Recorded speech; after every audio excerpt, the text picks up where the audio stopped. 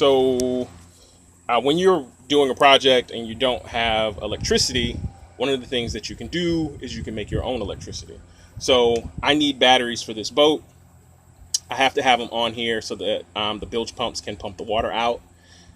So I had already purchased 2 of these, and they just kind of sit on the boat. The way that I keep these charged up is just a simple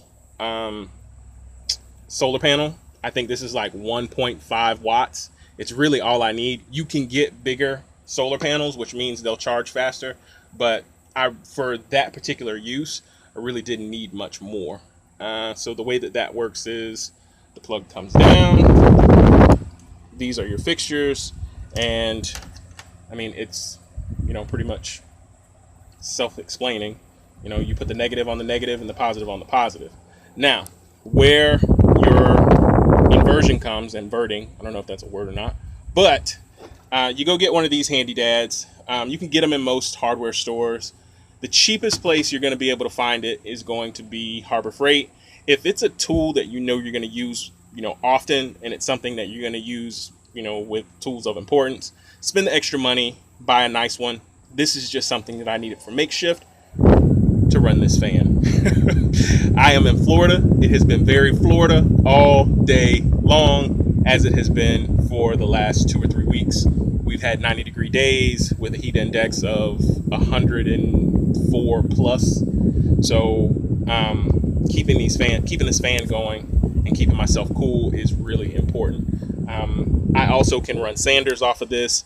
This is a small inverter. It's only about I think 400 watts. I think it might be 800 watts total and 800 watts at its peak and 400 watts at its regular running. So the way that you kind of figure out what what size you need is, first you have to take into account where you're going to be running on it. I'm not running any big tools, so I didn't need a big inverter. So what I did was I rather than do the math, because it's big math, I just went and found a fan that had very, very low wattage, that bragged on the box about how energy efficient it was, and I was reasonable about it. So it was $15, and it has been running for about 1 hour and 15 minutes, pretty strong on highest setting, and that's about it. So deciding what tools you're going to be running on it is what's going to depict what size inverter.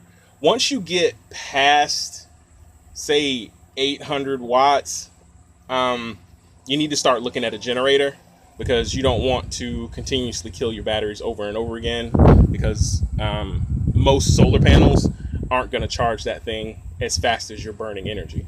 And to be quite honest, it gets expensive when you start setting up systems that replenish as you use them.